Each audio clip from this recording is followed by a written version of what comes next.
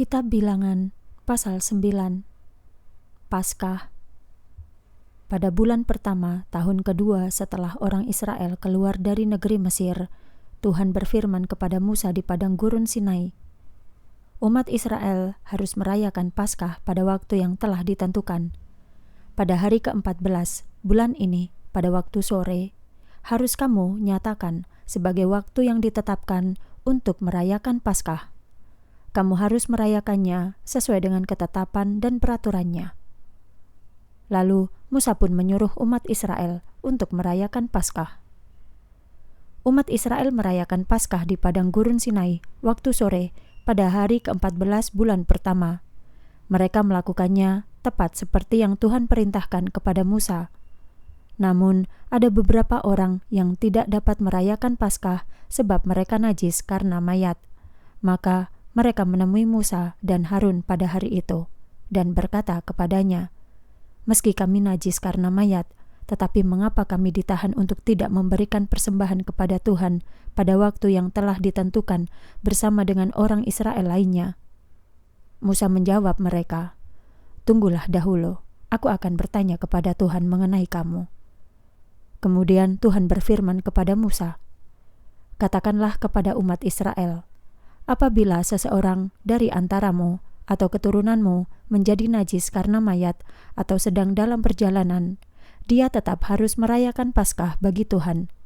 Mereka harus merayakannya pada waktu sore, hari ke-14 bulan kedua. Mereka harus memakan domba Paskah dengan roti tidak beragi dan sayur pahit. Mereka tidak boleh menyisakannya sampai esok paginya dan tidak boleh mematahkan tulangnya. Mereka harus merayakannya sesuai dengan semua peraturan Paskah. Akan tetapi, orang yang tidak najis dan tidak sedang dalam perjalanan, tetapi mengabaikan Paskah, harus dibinasakan dari antara bangsanya, sebab dia tidak memberikan persembahan kepada Tuhan pada waktu yang telah ditetapkan. Dia akan menanggung dosanya. Apabila ada orang asing yang tinggal di antaramu merayakan Paskah bagi Tuhan, dia harus melakukannya menurut ketetapan dan peraturan Paskah. Hanya ada satu peraturan berlaku baik bagimu maupun bagi pendatang di negerimu. Awan dan api. Setelah tenda suci didirikan, awan melingkupi tenda itu, yakni tenda kesaksian. Pada malam hingga pagi hari, awan itu tampak seperti api. Jadi, awan itu terus-menerus melingkupinya sepanjang siang hari dan dalam rupa api pada malam hari. Setiap kali awan naik dari tenda itu, umat Israel akan berangkat. Mereka akan berkemah di tempat awan itu berhenti bergerak.